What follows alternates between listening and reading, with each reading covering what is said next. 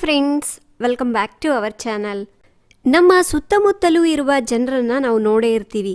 ಒಂದು 25 ವರ್ಷಗಳು ಕೂಡ ಇರೋದಿಲ್ಲ, ಏನಾದರೂ ಸಣ್ಣ ಪುಟ್ಟ ಕೆಲಸ ಮಾಡಿದರೆ ಸಾಕು ಅವರಿಗೆ ಸುಸ್ತಾಗೋದು, ಆಯಾಸವಾಗೋದು ಅಂಥವರು ಅಷ್ಟು ಬಲಹೀನವಾಗಿರ್ತಾರೆ. ಹಾಗೆ ಅವರು ಯಾವಾಗಲೂ ಹುಷಾರಾಗಿ ಚುರುಕಾಗಿ ಇರುವುದಿಲ್ಲ. ತುಂಬ ಜನರು ಬಲಹೀನತೆಯ ಕಾರಣದಿಂದ ಅವರ ದಿನನಿತ್ಯ ಜೀವನದಲ್ಲಿ ತುಂಬ ಸಮಸ್ಯೆಗಳನ್ನು ಎದುರಿಸ್ತಾ ಇರ್ತಾರೆ.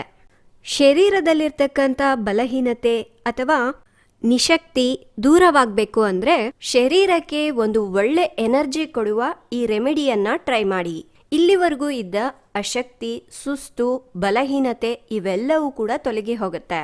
ಆದರೆ ಈ ಟಿಪ್ ಏನು, ಇದನ್ನು ಯಾವ ರೀತಿ ತಯಾರಿಸ್ಕೋಬೇಕು ಅನ್ನೋದನ್ನು ಈಗ ನೋಡೋಣ. ಈ ವಿಡಿಯೋನ ನೀವು ಪೂರ್ತಿಯಾಗಿ ನೋಡೋದಕ್ಕಿಂತ ಮೊದಲು ನೀವು ಈ ಥರ ವೀಡಿಯೋಸ್ಗಳಿಗೆ ವೆಯ್ಟ್ ಮಾಡ್ತಾ ಇದ್ದರೆ ಪ್ಲೀಸ್ ಒಂದು ಲೈಕ್ನ ಕೊಡಿ. ನೀವಿನ್ನೂ ನಮ್ಮ ಚಾನಲ್ನ ಸಬ್ಸ್ಕ್ರೈಬ್ ಮಾಡಿಲ್ಲ, ಇದೇ ಮೊದಲು ಬಾರಿಗೆ ನೋಡ್ತಾ ಇದ್ದರೆ ಕೆಳಗೆ ಕಾಣುವ ರೆಡ್ ಕಲರ್ ಸಬ್ಸ್ಕ್ರೈಬ್ ಬಟನನ್ನು ಕ್ಲಿಕ್ ಮಾಡಿ. ಆನಂತರ ಪಕ್ಕದಲ್ಲಿ ಕಾಣುವಂಥ ಬೆಲ್ ಐಕಾನನ್ನು ಕ್ಲಿಕ್ ಮಾಡಿ. ಇದರಿಂದ ನಮ್ಮ ಮುಂಬರುವ ಹೊಸ ವೀಡಿಯೋಸ್ಗಳನ್ನ ಮೊದಲು ನೀವೇ ನೋಡ್ಬೋದು. ಈ ಟಿಪ್ಗಾಗಿ ಬೇಕಾಗಿರುವ ಮೊದಲನೇ ಇಂಗ್ರೀಡಿಯೆಂಟ್ ಹುರ್ಗಡ್ಲೆ. ಇದರಲ್ಲಿರ್ತಕ್ಕಂಥ ಕ್ಯಾಲ್ಶಿಯಂ, ಎಷ್ಟೋ ವಿಧವಾದ ಪ್ರೋಟೀನ್ಸ್, ವಿಟಮಿನ್ಸ್ ಶರೀರದಲ್ಲಿರ್ತಕ್ಕಂಥ ಬಲಹೀನತೆಯನ್ನು ದೂರ ಮಾಡುವುದಲ್ಲದೆ ನಿಮ್ಮ ಮೂಳೆಗಳಿಗೆ, ಕಂಡಗಳಿಗೆ ಬಲವನ್ನು ಒದಗಿಸುತ್ತೆ. ನಮ್ಮ ಸೆಕೆಂಡ್ ಇಂಗ್ರೀಡಿಯೆಂಟ್ ಬೆಲ್ಲ. ಬೆಲ್ಲದಲ್ಲಿರ್ತಕ್ಕಂಥ ಮಿನರಲ್ಸ್ ಅಂದರೆ ಜಿಂಕ್, ಸೆಲಿನಿಯಂ ವಂತವು ಫ್ರೀ ರ್ಯಾಡಿಕಲ್ಸ್ ಜೊತೆಗೆ ಹೋರಾಡುತ್ತೆ. ಹಾಗೆ ಶರೀರಕ್ಕೆ ಬಲವನ್ನು ಸಹ ಒದಗಿಸುತ್ತೆ. ಶರೀರಕ್ಕೆ ಬೇಕಾಗಿರುವಷ್ಟು ಇಮ್ಯುನಿಟಿ ಕೂಡ ಒದಗಿಸುತ್ತೆ. ಬೆಲ್ಲ ಬಲಹೀನತೆಯನ್ನ ತೊಲಗಿಸುವುದಕ್ಕೆ ಒಂದು ಒಳ್ಳೆ ಔಷಧಿ ರೀತಿಯಾಗಿ ಕೆಲಸ ಮಾಡುತ್ತೆ. ಆದರೆ ಬೆಲ್ಲ ಮತ್ತೆ ಈ ಹುರ್ಗಡ್ಲೆನ ನೀವು ಯಾವ ರೀತಿಯಾಗಿ ತಗೋಬೇಕು ಅನ್ನೋದನ್ನ ಈಗ ನೋಡೋಣ. ಫ್ರೆಂಡ್ಸ್, ಹುರ್ಗಡ್ಲೆ ಮತ್ತು ಬೆಲ್ಲ ನಾನು ಯಾವ ಕ್ವಾಂಟಿಟಿಯಲ್ಲಿ ಹೇಳ್ತೀನೋ ನೀವು ಅಷ್ಟೇ ತಗೋಬೇಕು.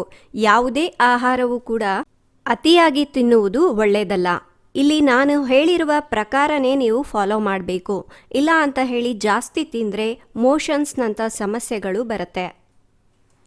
ಒಂದು ಬೌಲ್ಗೆ 1/4 ಕಪ್ನಷ್ಟು ಹುರ್ಗಡ್ಲೆ ಅಥವಾ 2 ಹಿಡಿ ಹುರ್ಗಡ್ಲೆನ ಹಾಕ್ಕೊಳ್ಳಿ.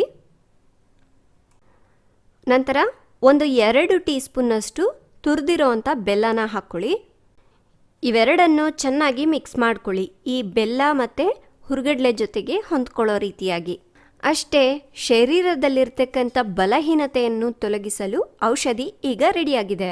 ಕಡಲೆ ಮತ್ತು ಬೆಲ್ಲವನ್ನು ಬೆರೆಸಿರುವ ಈ ಮಿಶ್ರಣವನ್ನು ಬೆಳಗ್ಗೆ ಸಮಯದಲ್ಲಿ ತಗೋಬೇಕು. ಈ ರೀತಿ ಬೆಲ್ಲ, ಹುರ್ಗಡ್ಲೆ ತಿಂದ ಮೇಲೆ ಒಂದು 10-15 ನಿಮಿಷ ಗ್ಯಾಪ್ ಬಿಟ್ಬಿಟ್ಟು 1 ಗ್ಲಾಸ್ ಉಗುರು ಬೆಚ್ಚಗಿನ ಹಾಲನ್ನು ಕುಡಿಬೇಕು. ಅಂದರೆ ಇದನ್ನು ತಿಂದ ನಂತರ ಒಂದು 15 ನಿಮಿಷ ಬಿಟ್ಬಿಟ್ಟು ನೀವು 1 ಗ್ಲಾಸ್ ಹಾಲನ್ನ ಕುಡಿಬೇಕಾಗತ್ತೆ. ಹಾಲಿನಲ್ಲಿ ನಿಮಗೆ ಬೇಕಾದರೆ ಕಲ್ಲು ಸಕ್ಕರೆ ಅಥವಾ ಜೇನುತುಪ್ಪವನ್ನು ಬೆರೆಸಿ ಕುಡಿಯಿರಿ. ಹೀಗೆ ನೀವು ದಿನಾಲೂ ತೆಗೆದುಕೊಳ್ಳುವುದರಿಂದ ನಿಶಕ್ತಿ, ಆಯಾಸ, ಸುಸ್ತಾಗುವುದು ಮತ್ತು ಬಲಹೀನತೆಯಂಥ ಸಮಸ್ಯೆಗಳನ್ನು ದೂರ ಮಾಡ್ಕೋಬಹುದು. ಎಲ್ಲರ ಹಾಗೆ ಆರೋಗ್ಯವಾಗಿ ಪುಷ್ಟವಾಗಿ ಇರ್ತೀರಾ. ಹಾಗೆ ಈ ರೆಮಿಡಿಯನ್ನು ಮಕ್ಕಳಿಂದ ಹಿಡಿದು ದೊಡ್ಡವರವರೆಗೂ ಎಲ್ಲರೂ ಸಹ ತೆಗೆದುಕೊಳ್ಳಬಹುದು. ಎಲ್ಲರಿಗೂ ಕೂಡ ತುಂಬ ಯೂಸ್ಫುಲ್ ರೆಮಿಡಿ.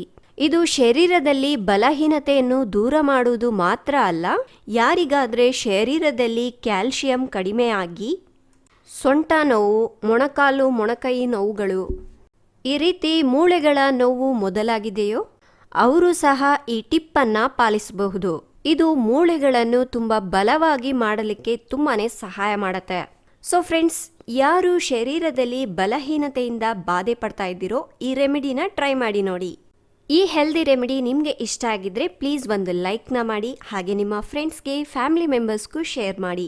ಇನ್ನೂ ಇದೇ ರೀತಿಯಾದಂಥ ಹೆಲ್ತ್ ಟಿಪ್ಸ್ಗಳಿಗಾಗಿ ನಮ್ಮ ಮಾಯಾ ಲೋಕ ಕನ್ನಡ ಚಾನಲ್ಗೆ ಸಬ್ಸ್ಕ್ರೈಬ್ ಆಗಿ. Thank you.